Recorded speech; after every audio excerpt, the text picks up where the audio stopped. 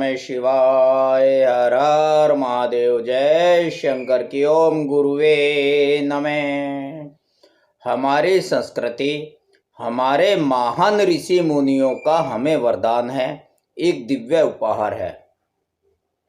विश्व के आदि में केवल एकमात्र सनातन धर्म ही था, कोई अन्य धर्म नहीं था। बाकी सभी धर्म सनातन धर्म से निकले हैं।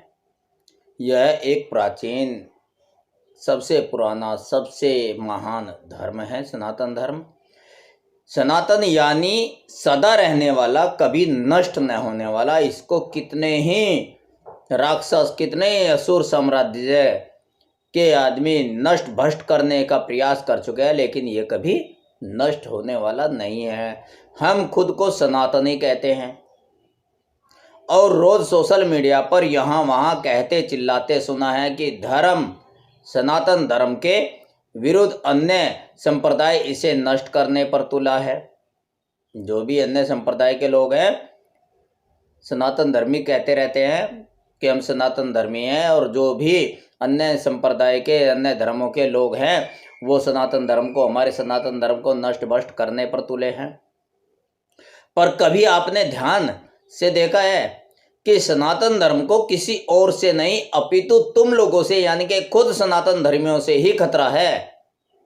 सनातन धर्मी अपने देवी देवताओं की कहानियां पता नहीं क्या क्या कहते रहते हैं, विष्णु के बारे में कि वृंदा के साथ क्या किया वो, और वो इसे इंद्र देवता ऐसा है, ब्रह्मा ऐसा है। खुद ही कथावाचक सनातन धर्मी पंडित, कथावाचक आदि कहते रहते हैं, जबकि ये अशुद्धियां अन्य संप्रदाय के लोगों ने घुसाई है। तो उन अशुद्धियों को खत्म करके क्यों नहीं कर देते शुद्ध? यानी कि साधु ऐसा चाहिए, साधु ऐसा चाहिए, जैसा शुभ सुभाए, सार सार को गही रहे, सार सार को गही रहे, थोथा दे उड़ाए, थोथा दे उड़ाए। विद्वान तो वो है, सनातन धर्मी तो वो है जो अशुद्धियों को दूर से पहचान ले और उनको अशुद्धियों को खत्म कर दे। ऐसा होना चाहिए साधु को, विद्वान को ऐसा होना चाहिए। यही समझाने के लिए मैं इस प्रवचन पर आया हूँ, यानी कि यह समझाने की जरूरत है कि आपसे इस विषय पर बातचीत की जाए। इससे पहले पाखंड पर एक प्रवचन किया गया है, मैंने इससे पहले किया था। वीडियो भी उस पर बनाई गई थी, अपलोड की गई थी, जिसका नाम है पाखंड की पोल खोल कर रख दी। जिसने वो वीडियो नहीं देखी, वो वीडियो जरूर देखिए, तभी यह वीडियो आपकी समझ में ज़्यादा आएगा, ज़्यादा समझ पाओगे इस वीडियो को। उसका लिंक मैंने इस वीडियो के डिस्क्रिप्शन बॉक्स में दे दिया है। आप वहाँ से लिंक को ओपन करके उस वीडियो को भी देखिए, तो समझ में आ जाएगा कि कैसे इसमें पाखंड घुसा रखा है सनातन धर्म में अन्य संप्रदाय के लोगों ने, अन्य लोगों ने जो सनातन धर्म के विरुद्ध हैं। मेरा मकसद धर्म से पाखंडवाद और अंधविश्वासवाद को हटाकर विशुद्ध सनातन धर्म का प्रचार जन जन तक पहुंचाना है, न कि किसी की भावनाओं को, किसी के धर्म को नीचा दिखाना। इस धर्म क्रांति में आपके सहयोग के बिना सफलता संभव नहीं है, आपके सहयोग की आवश्यकता होगी। जो सनातन धर्म भाई बहन नए आए हैं और चैनल को सब्सक्राइब नहीं किया है, तो वो सब्सक्राइब कर, वीडियो को लाइक और शेयर कर विशुद्ध सनातन धर्म के इस नेक धर्म कार्य में अपना सहयोग प्रदान करें। तो चलिए अब चलते हैं हम आज के विषय पर।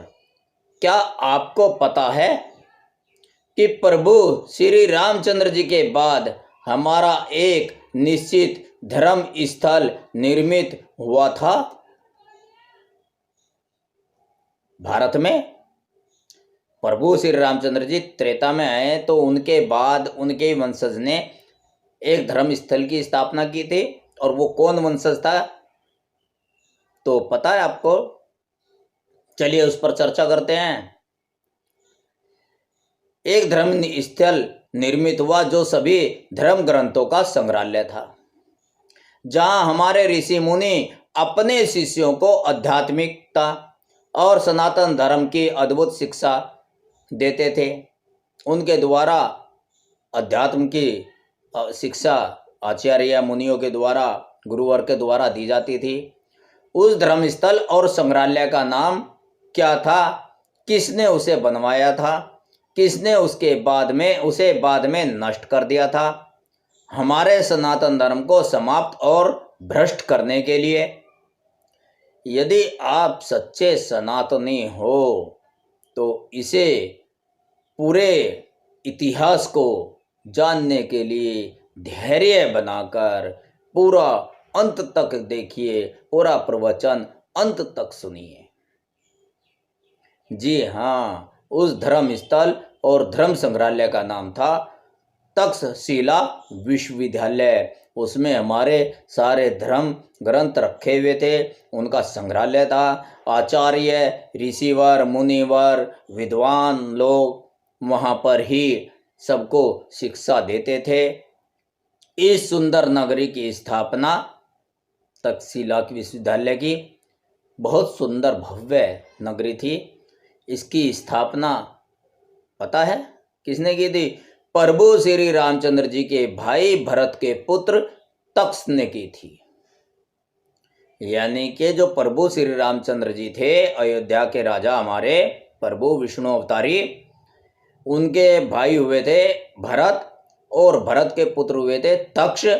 उन्होंने इसकी स्थापना की थी कि सारे ग्रंथ एक जगह रहे, एक गुरुकुल का निर्माण हो, एक सुंदर नगरी का निर्माण हो, जिससे सनातन धर्म का प्रचार प्रसार होता रहे, और दिव्य आध्यात्मिक और मंत्र वगैरह की शिक्षा, साधना, तपस्या, भक्ति, सब धर्म संस्कृति यहाँ पर शिष्य ग्रहण करके और अपना जीवन उज्जवल बनाते रहें। तक्षशिला को गुप्त साम्राज्य के कुमार गुप्त के बाद के वर्षों के दौरान पश्चिमी एशिया से आए किदाराइट हुडो ने 450 ईस्वी सन 450 ईस्वी में नष्ट कर दिया था। इस तक्षशिला को एक विदेशी आए थे पश्चिमी एशिया से, जिनका नाम था किदाराइट हुडो। उन्होंने 450 ईस्वी में इसे नष्ट कर दिया था, हमारे ग्रंथों से चिढ़कर कि भारतीय संस्कृति बड़ी प्रबल है, भारतीय संस्कृति यहाँ भगवान अवतार लेते हैं, इन ग्रंथों के दम पर, इन ग्रंथों के बलबूते पर तपस्या करके ये दिव्यता प्राप्त करते हैं, देवताओं को अवतारित करते हैं, ये आशीर्वाद लेते हैं, तो इसलिए इनकी संस्कृति को ही नष्ट कर दिया जाए। इसलिए उन्होंने इसको नष्ट कर दिया था तक्षशिला को। जिस नगर में यह विश्वविद्यालय था उसके बारे में कहा जाता है कि यह विश्व का प्रथम, पूरे विश्व का प्रथम विश्वविद्यालय था। उससे पहले कोई भी विश्वविद्यालय नहीं था, और जो कि भारत में था। जबकि विश्व का दूसरा विश्वविद्यालय नालंदा था, नालंदा विश्वविद्यालय था, जो कि वर्तमान में बिहार राज्य के नालंदा जिले में स्थित है। नालंदा विश्वविद्यालय, नालंदा को भी 1193 ईस्वी में एक मुस्लिम ने जला दिया था। यानी कि जो भी दोनों धार्मिक स्थल थे, हमारे धर्म ग्रंथों के संग्रहालय थे, एक विदेशी ने जला दिया और नष्ट भ्रष्ट कर दिया, और एक मुस्लिम ने नष्ट भ्रष्ट कर दिया था, सारे ग्रंथ जला दिए थे। नालंदा में तो सुना जाता है कि उसकी आग 3 महीने तक भी बुझी नहीं थी, शांत नहीं हुए थे, इतने ग्रंथ जलाए गए थे। नालंदा के बारे में बाद में बात करेंगे, वरना टॉपिक लंबा हो जाएगा। आज हम केवल तक्षशिला विश्वविद्यालय पर ही चर्चा करेंगे, तो नेक्स्ट वीडियो जो आएगी उसमें नालंदा के विषय में बात करेंगे।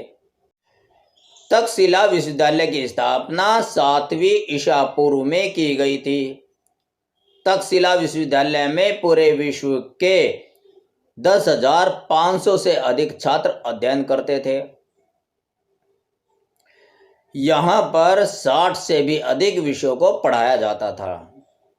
350 ईस्वी पूर्व में विदेशी आक्रमणकारी सिकंदर के आक्रमण के समय यह संसार का सबसे प्रसिद्ध विश्वविद्यालय ही नहीं था। जब सिकंदर ने आक्रमण किया तो यह सबसे प्रसिद्ध विश्वविद्यालय था भारत में। उस समय चिकित्सा शास्त्र का एकमात्र सर्वोपरि यही केंद्र था। पूरे विश्व में कहीं भी चिकित्सा व्यवस्था, चिकित्सा शिक्षा नहीं थी। केवल यहीं चिकित्सा शिक्षा की जाती थी। चिकित्सा के बारे में शोध किया जाता था, जड़ी बूटियों के बारे में, विविध विद्याओं के बारे में। आचार्य लोग अपना विद्यालय, अपना आश्रम बनाकर शिक्षा देते थे। महत्वपूर्ण पाठ्य में यहाँ देखो, महत्वपूर्ण पाठ्यक्रम क्या थे? वेद वेदांत, अष्टादश विद्याएं, दर्शन, व्याकरण, अर्थशास्त्र, राजनीति, शुद्ध विद्या, शास्त्र संचालन, ज्योतिष, आयुर्वेद, ललित कला, हस्त विद्या, अश्व विद्या, मंत्र विद्या, विविध भाषाएं, शिल्प आदि की शिक्षा विद्यार्थी लोग, शिष्य लोग प्राप्त करते थे। प्राचीन भारतीय साहित्य के अनुसार महान ऋषि हुए, महान आदमी हुए, महात्मा हुए, उन्होंने किस किस ने शिक्षा ग्रहण की? पाणिनि, कौटिल्य, चंद्रगुप्त, जीवक, कौशल राज, प्रसेनजीत आदि महापुरुषों ने इसी विद्यालय से शिक्षा प्राप्त की थी। सुप्रसिद्ध विद्वान जो चाणक्य हुए हैं, सुप्रसिद्ध विद्वान, चिंतक, कूटनीतिज्ञ और शास्त्री चाणक्य ने भी अपनी शिक्षा यहीं पूर्ण की थी, तक्षशिला में। ऐसे ऐसे विद्वान, ऐसे ऐसे ऋषियों ने, ऐसे ऐसे महात्माओं ने यहाँ शिक्षा ग्रहण की। और चाणक्य ने तो शिक्षा ग्रहण करने के बाद यहीं शिक्षण कार्य भी किया, यानी कि यहाँ पढ़ाया भी, शिक्षा भी दी यहीं पर। यहीं उन्होंने अपने अनेक ग्रंथों की रचना भी की थी, उनके भी ग्रंथ रखे हुए थे। तक्षशिला विश्वविद्यालय में वेतन भोगी शिक्षक नहीं थे, उन्हें वेतन नहीं मिलता था जिस तरह महीने का वेतन मिल जाता था, न ही कोई निर्दिष्ट पाठ्यक्रम था। आजकल की तरह पाठ्यक्रम की अवधि भी निर्धारित नहीं थी और न ही विशिष्ट प्रमाण पत्र या उपाधि दी जाती थी। शिष्य की योग्यता और रुचि को देखकर आचार्य उनके लिए अध्ययन की अवधि स्वयं निश्चित करते थे, पाठ्यक्रम निश्चित करते थे कि भैया ये क्या पढ़ेगा, क्या पढ़ सकता है, किसमें कामयाबी हो सकती है। परंतु कहीं कहीं कुछ पाठ्यक्रमों की सीमा निर्धारित थी। चिकित्सा के कुछ पाठ्यक्रम 7 वर्ष के थे तथा पढ़ाई पूरी होने के बाद प्रत्येक छात्र को 6 माह का शोध कार्य करना पड़ता था। अपना प्रैक्टिकल कार्य जिसे कहते हैं रिसर्च करनी पड़ती है। पीएचडी, आजकल पीएचडी करते हैं तो इस तरह से कार्य किया जाता था। इस शोध कार्य में वह कोई औषधि की जड़ी बूटी का पता लगाता, तब जाकर उसे डिग्री मिलती थी। पता लगाता था कि भैया ये नई डिग्री है और ये जड़ी बूटी है और ये इस काम में आएगी, तो उसे इसकी खोज करनी पड़ती थी, तो तब जाकर उसे डिग्री मिलती थी। 500 ईस्वी पूर्व जब संसार में चिकित्सा शास्त्र की परंपरा नहीं थी, तब तक्षशिला आयुर्वेद विज्ञान का सबसे बड़ा केंद्र था। एलोपैथी वगैरह कुछ भी नहीं था, तो तक्षशिला में ही आयुर्वेद विज्ञान का सबसे बड़ा केंद्र था। आयुर्वेद विज्ञान के द्वारा चिकित्सा की जाती थी। उससे पहले कहीं भी चिकित्सा व्यवस्था नहीं थी। जातक कथा और विदेशी पर्यटकों के लेख से पता चलता है कि यहाँ के स्नातक मस्तिष्क के भीतर, स्नातक यानी कि पढ़ने वाले जो यहाँ की आयुर्वेद शिक्षा ग्रहण करते थे, जो आचार्य देते थे, तो वे मस्तिष्क के भीतर की और अंतड़ियों तक का ऑपरेशन बड़ी सुगमता से कर लेते थे। उस समय तक्षशिला में अनेक असाध्य रोगों के उपचार सरल और सुलभ जड़ी बूटियों से करते थे।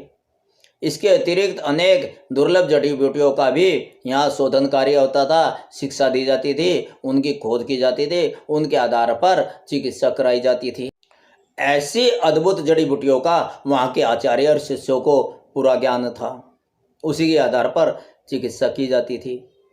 शिष्य आचार्य के आश्रम में रहकर विद्या अध्ययन करते थे। एक आचार्य के पास अनेक विद्यार्थी रहते थे। अध्ययन में क्रियात्मक यानी कि प्रैक्टिकल कार्य को बहुत महत्व दिया जाता था। प्रैक्टिकल नॉलेज के बिना कैसे समझ में आएगा, थ्योरी से तो समझ में नहीं आएगा, तो प्रैक्टिकल पर ज़्यादा ध्यान दिया जाता था, ज़्यादा महत्व दिया जाता था। शिक्षा पूर्ण होने पर परीक्षा भी ली जाती थी। तक्षशिला विश्वविद्यालय से स्नातक होने पर उस समय अत्यंत गौरवशाली माना जाता था कि भैया ये तक्षशिला से अध्ययन करके आया है, क्योंकि वो प्रकांड विद्वान हो जाता था अपने विषय में। धनी तथा निर्धन दोनों तरह के छात्रों के अध्ययन की व्यवस्था थी। धनी लोग वहाँ जो भी धन से सामान वगैरह लिया जाता था जीवन यापन का या पढ़ाई से संबंधित, वो ला कर देते थे धन से यानी कि वहाँ की व्यवस्था संभालते थे, और निर्धन अपना काम करके वहाँ रहते थे, काम करते थे वहाँ के।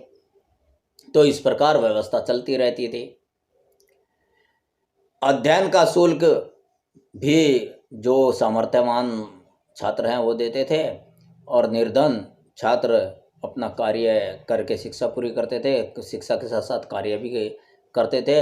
शिक्षा पूरी होने पर वे शुल्क देने की प्रतिज्ञा करते थे। शुल्क दिया जाता था जो भी निर्धारित होता था। प्राचीन साहित्य से विदित होता है कि तक्षशिला विश्वविद्यालय में पढ़ने वाले छात्र अधिकतर उच्च श्रेणी यानी कि जो ज़्यादा इच्छुक होते थे, ज़्यादा अच्छे ज्ञानवान थे, वो छात्र होते थे। तक्षशिला विश्वविद्यालय वर्तमान पाकिस्तान, जो वर्तमान में पाकिस्तान है, जब बंटवारा हो गया था, पाकिस्तान बन गया था, तब पाकिस्तान नहीं था। जब तक्षशिला की स्थापना थी, तक्षशिला था, तो जब भरत के पुत्र तक्ष थे उस समय पाकिस्तान वगैरह नहीं था। सम्राट केवल अयोध्या होती थी हमारी, भारत सम्राट था, सबका राजा भारत था। तो अब वर्तमान में जब बंटवारा हो गया तो पाकिस्तान के रावलपीडी से 18 मील उत्तर की ओर तक्षशिला विश्वविद्यालय स्थित है। यह विश्वविद्यालय ऐसे स्थान पर था जहां पूर्व और पश्चिम से आने वाले मार्ग मिलते थे। चतुर्थ शताब्दी, चौथी सदी में पूर्व में ही इस मार्ग से भारतवर्ष पर विदेशी आक्रमण होने लगे। यानी कि जो मार्ग था, जिस मार्ग पे वो था तक्षशिला, जिससे सभी जगह के छात्र आ जाएं, पूरे विश्व के छात्र उसमें अध्ययन करने लगे, तो वो मार्ग ओपन होने के कारण विदेशी वहीं से आए और विदेशी आक्रमण करने लगे भारत पर, और तक्षशिला पर आक्रमण, विदेशी आक्रांताओं, आक्रमण करने वालों पे जो हुडो हुआ है, हुडो ने इस विश्वविद्यालय को काफ़ी क्षति पहुंचाई, काफ़ी नष्ट किया इसको। हुडो ने, विदेशियों ने इसको नष्ट किया कि भारतीय संस्कृति ऐसी, हमारे यहाँ तो जब देश बट गए ना, तक्ष के बाद, हमारे भरत के पुत्र तक्ष के बाद देश खंड खंड हो गया। भारत में से ये सारे देश निकले हैं, तो सारे खंड खंड जब हो गए, अलग अलग साम्राज्य बन गए, अलग अलग देश बन गए, अलग अलग राज्य बन गए, तो तब वो चिढ़ने लगे कि भारत में तो भैया हमारे यहाँ चिकित्सा व्यवस्था नहीं, भारत में है, ले आओ इसे ही नष्ट करो तक्षशिला को। तो वो चिढ़ के कारण, घृणा करने के कारण उसको नष्ट करने लगे, क्षति काफ़ी पहुंचाई, इसे नष्ट भ्रष्ट किया उन लोगों ने। बाद में हमारे सारे धर्मशास्त्रों को सुरक्षा की दृष्टि से नालंदा विश्वविद्यालय में रख दिया गया। नालंदा जो विश्वविद्यालय, दूसरा विश्वविद्यालय बना था, पहला तो तक्षशिला था, फिर नालंदा हुआ था, उसमें रखा गया। उसमें भी एक मुस्लिम ने सन 1193 ईस्वी में आग लगाकर हमारे सनातन धर्म के प्राचीन ऋषि मुनियों के पवित्र ग्रंथों को नष्ट भ्रष्ट कर दिया था, जला दिया था। बाद में जो धर्म ग्रंथ निर्मित किए गए उनमें अशुद्धि भरकर हमारे देवताओं का चरित्र गंदा लिखकर उन्हें भ्रमित करने का प्रयास किया गया, हमें भ्रमित करने का प्रयास किया गया, सनातन धर्म को नष्ट करने का प्रयास किया गया, जिससे ये हो जाए कि हमारे देवता तो इतने बेकार हैं, इतने चरित्रहीन हैं। तो उनमें कुछ कुछ लाइनें घुसाई गई, अशुद्धि डाल दी गई, भ्रमित किया गया सनातन धर्म को। फिर भी सनातन धर्म इतना उज्ज्वल है, इतना प्रबल है, इतना महान है कि इसको बार बार नष्ट करने का प्रयास किया गया, लेकिन ये अडिग है। और सारे धर्म नष्ट हो जाएंगे, बाद में यही एक धर्म बचेगा, क्योंकि ये सबका बाप है, सबसे महान है। सनातन धर्म से ही सारे धर्म निकले हैं। पहले सनातन धर्म ही था, इसको कितना भी नष्ट करने की कोशिश कर लीजिए, ये नष्ट होने वाला नहीं है, बड़ा शक्तिशाली, बड़ा ताकतवर है। तो इसलिए सभी ने कोशिश की, अब उसमें कोशिश करने के बाद इनमें अशुद्धियाँ घुसा दी। उन्होंने सोचा अशुद्धि घुसा दो भैया, कलयुग में इसी को ही पढ़ने लगेंगे, इसको ही पढ़ते जाएंगे और अपना पथ भ्रष्ट कर लेंगे, जैसे कि आजकल हो रहा है। आपने सुना होगा विष्णु ने वृंदा का शील भंग किया था। क्या विष्णु देवता किसी इतने चरित्रहीन है कि वो एक नारी का, और वो भी ऋषि नारी का, सती साध्वी का, पतिव्रता नारी का शील भंग करेंगे, यानी कि उनकी इज्जत खराब करेंगे, उनके साथ व्यभिचार करेंगे? क्या ऐसे है? नहीं, यह शुद्धि घुसाई गई है। इंद्र देवता को गलत कहा गया है, इस तरह से ब्रह्मा को गलत घुसाया गया है, क्योंकि ये तो नष्ट भ्रष्ट कर दिए थे ना, जला दिए थे नालंदा में। पहले तो तक्षशिला को नष्ट भ्रष्ट किया विदेशियों ने, उसके बाद मुगल आए तो शासक ने, बख्तियार खिलजी ने, नाम उसका बख्तियार खिलजी है, उसने नालंदा में आग, अब उसमें आग लगाने का क्या मतलब है? क्यों आग लगाई थी उसने? क्यों नष्ट किए थे ग्रंथ? उसके दिमाग में क्या खुरापात सूझी थी? क्यों सूझी थी ऐसी खुरापात? उसके बारे में आगे विचार करेंगे, आगे चर्चा करेंगे, क्योंकि विषय लंबा हो जाएगा।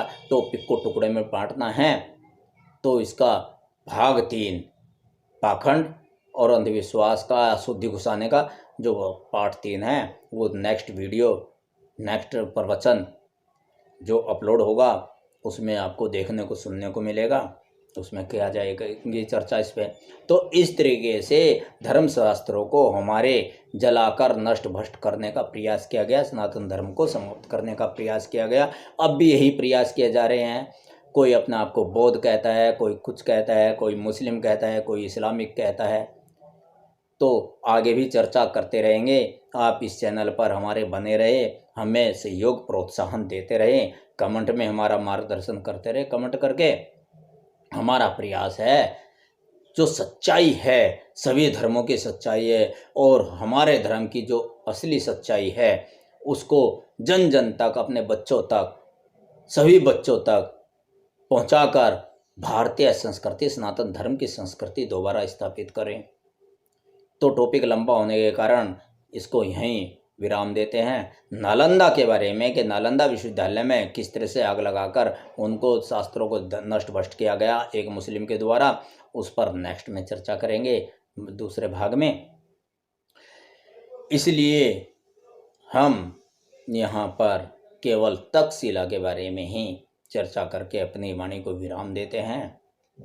हमारे साथ चैनल पर बने रहे, जिससे हम सनातन धर्म के प्रचार में पूर्णतया से अपना, आपके सहयोग से योगदान देते रहें। आपके घर में सुख शांति और आनंद बना रहे। ओम नमः शिवाय। हर हर महादेव। जय शंकर की। ओम गुरुवे नमः।